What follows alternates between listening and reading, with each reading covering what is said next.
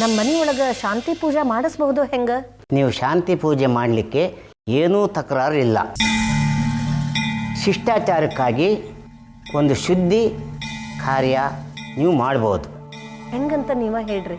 ಮನೆಯೆಲ್ಲ ತೊಳೆಯೋದು, ಗೋಮೂತ್ರ ತಂದು ಸಿಂಪಡಿಸೋದು,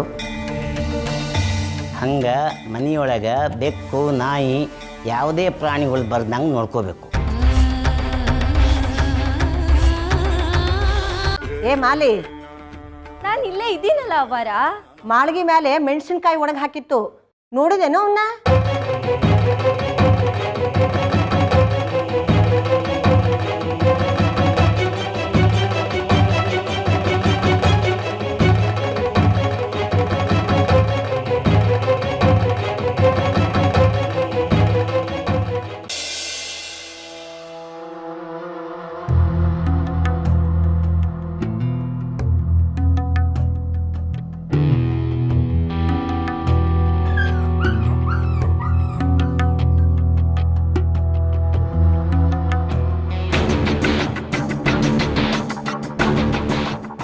ಏ ನಂದಿನಿ, ಹುಷಾರ ಕೈ ಹಾಕವ, ಎಲ್ಲರ ಕಡ್ದು ಗಿಡ್ದತ್ತು ಸುಡ್ಲಿ.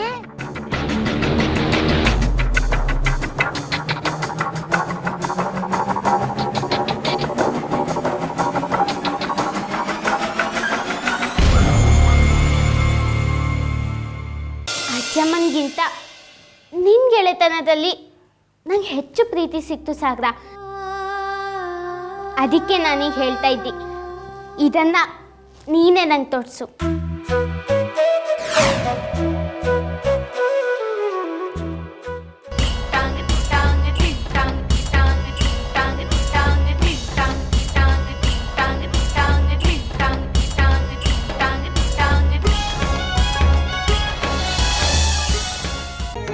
ಅರೆ ನೋಡು ಸಾಗರ, ಇವತ್ತಂತೂ ಮನೆಗೆ ಪೂರಾ ಬಜಾರೇ ಬೈಂದು.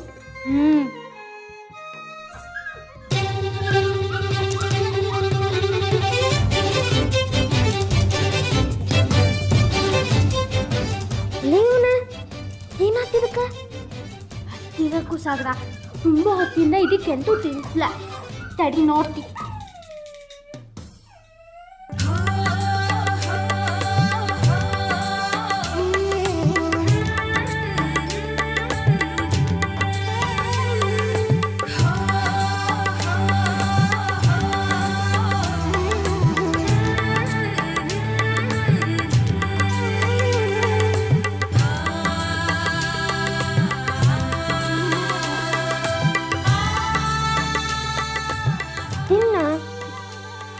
ತುಂಬ ಹಸುವಾಗಿತ್ತು ಅಲ್ದ ಜಿಲೇಬಿ, ಎಂತೂ ಗಡಿಬಿಡಿಯಿಲ್ಲ.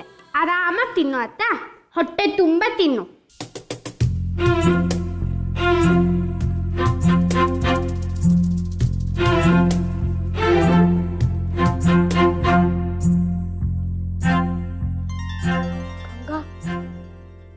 ನನಗೆ ಭಾಳ ಹೆದರಿಕೆ ಆಗ್ಲಿಗತ್ತದ.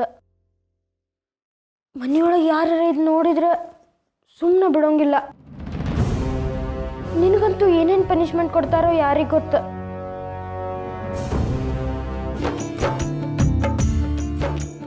ಅಣ್ಣಾರ, ಈ ಪೂಜಾಕ್ಕೆ ವೈನಿಯವರಿಗೆ ಇದಕ್ಕಿಂತ ಚಲೋ ಬಹುಮಾನ ಬೇರೆ ಇಲ್ಲ ನೋಡ್ರಿ.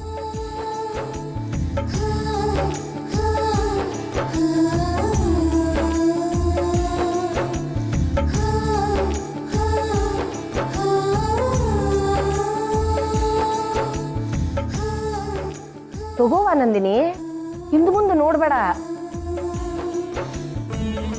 ಪೂಜಾದ ವೇಳ್ಯಾಕ ಬೆಳ್ಳಿ ಬಂಗಾರ ಖರೀದಿ ಮಾಡೋದು ಶುಭದ ಲಕ್ಷಣ. ತಗೋ, ನಿನ್ಗೇನ್ ಬೇಕು ಅದನ್ನ ತಗೋ. 20 ವರ್ಷ ಆತ್ ಮದ್ವೆ ಆಗಿ ಒಂದಿನ ಹರ ಅಂದಿಲ್ಲ, ಶಿವ ಅಂದಿಲ್ಲ. ನನಗೆ ಏನ್ ಬೇಕು ಏನ್ ಬೇಡ ಅಂತ ಇವ್ರಿಗೆ ಅರ್ಥ ಆಗಂಗಿಲ್ಲ. ಇವ್ರು ಅನ್ಕೊಂಡಿರ್ಬೇಕು ಹೆಂತ ಅದಕ್ಕಿಗೆ ಮನಸ್ಸೇ ಇಲ್ಲ ಅಂತ ಹೇಳಿ. ಮನೆ ಖರ್ಚೆಲ್ಲ ನಾ ತೂಕ ಮಾಡಿ ನಿಭಾಯಿಸ್ಬೇಕೇನು? ನಾ ಅಂದ್ರೆ ಏನು ಅಲ್ಲ ಈ ಮನ್ಯಾಗ. ಇವ್ರು ನಾನೇನು ಅನ್ಕೊಂಡಾರ? ಹೆಂಡತಿ ಅನ್ಕೊಂಡಾರೋ? ಮನೆ ಕೆಲಸ ಮಾಡ್ಲಿಕ್ಕೆ ಬಂದಿರೋ ಕತ್ತಿ ಅನ್ಕೊಂಡಾರೋ? ನಂದಿನಿ, ನಂದಿನಿ, ಅರೆ ನೀ ಇಲ್ಲಿದ್ದಿ? ಇನ್ನೆಲ್ಲಿ ಹೋಗ್ತೀನಿ? ಪಾಪಿ ಸಮುದ್ರಕ್ಕೆ ಹೋದ್ರು ಮೊಳ್ಕಾಲ್ನಷ್ಟ ನೀರಂತ ಹಂಗಾಗ್ಯದ ನನ್ನ ನಶೀಬು. ನಾನು ನಿಮ್ಗೆ ಹೇಳಿ ಬಂದಿರಲಿಲ್ಲ ನಾನು ನನ್ನ ಖೋಲೆಗೆ ಹೋಗ್ತೀನಿ ಅಂತ. I am very proud of you Nandini. ಯಾಕ ಹಿಂಗ್ಯಾಕೆ ಹೇಳಿಕತ್ತೀರಿ? ಮತ್ತಿನ್ನೇನು ಹೇಳಿ ನಂದಿನಿ? ಎಲ್ಲ ಹೆಣ್ಮಕ್ಳಂಗ ನಿನ್ನ ಮನಸ್ಸೊಳಗೆ ಸ್ವಾರ್ಥ ಅನ್ನೋದಿಲ್ಲ. ನನ್ನ ಮನೆ ನನ್ನ ಮಕ್ಕಳು ಅಂತ ಎಲ್ಲಾರನ್ನೂ ಪ್ರೀತಿಸ್ತಿ. ಸರಿ ಯಾವುದು ತಪ್ಪು ಯಾವುದು ಅಂತ ತಿಳುವಳಿಕೆ ಅದ ನಿನಗ.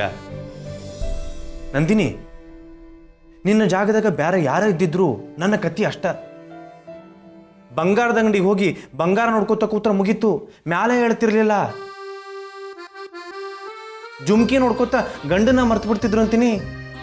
ಆಹಾ, ನನಗೆ ಒಡವಿ ಕೊಡ್ಸೋದ್ರೊಳಗ ಇಷ್ಟೊಂದು ಪ್ರೀತಿ ಇರೋ ಗಂಡ ಬಹುಶಃ ನನಗ ಸಿಕ್ಕಿರ್ಬೇಕು. ನಂದಿನಿ, ನೀ ಮಾಡಿದ್ದು ಭಾಳ ಖುಷಿ ಆತ ನನಗೆ. ವಯಸ್ಸಾದಂಗ ನೀನು ಭಾಳ ಚಂದ ಕಾಣ್ಲಿಕತ್ತಿ.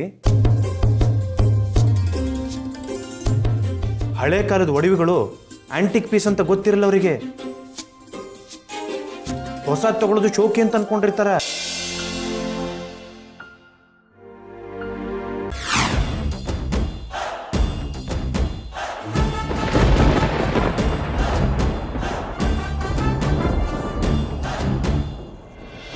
ರಾಧಾ ತಂಗಿ,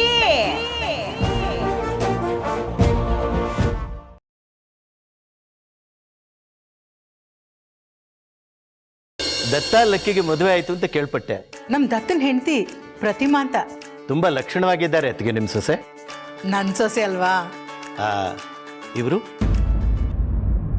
ಗೀತಾ ನನ್ನ ಸೊಸೆ, ನಾಗಭೂಷಣರ ಮಗಳು.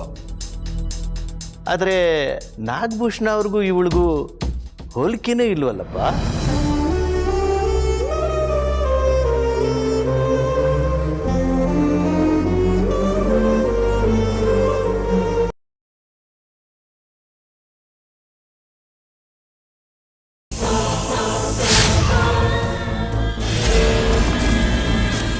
ಈ ಕ್ಷಣ ನಿನ್ನ ಅಂತ್ಯ ಖಚಿತ.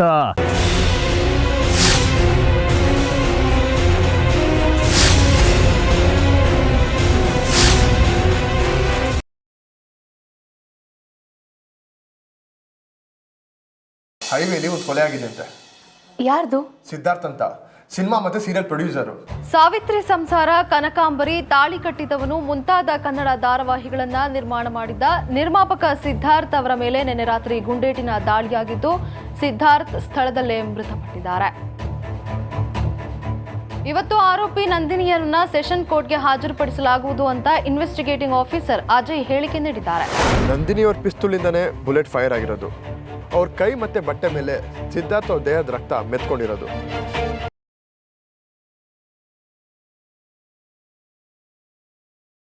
ಅವಾನಿ ಅವನು ಎಲ್ಲಿ? ನೋಡ್ತೀನಿ ಇರು.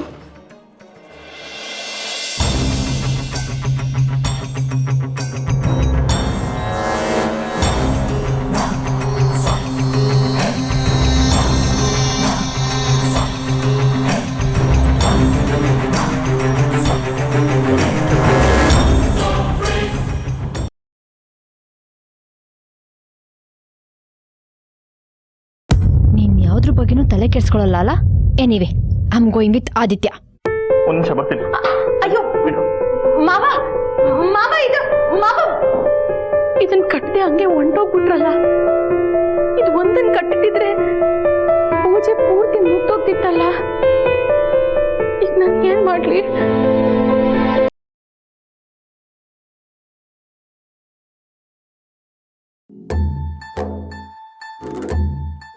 ನಂತಾವ್ ಬಂದ್ರೆ ನಾನೇನು ಸೀರೆ ಕಟ್ಕೊಳ್ಳ ಕೊಡ್ಲ ಆಕಿಗೆ.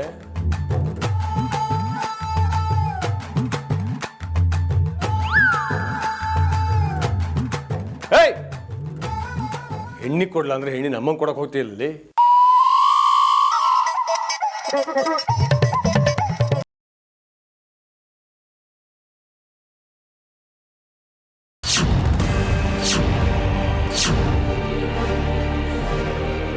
ಯಾಕ್ತೀನಿ ಸುಸ್ತಾದವ್ರ ಥರ ಕಾಣ್ತಾ ಇದ್ದೀರಿ?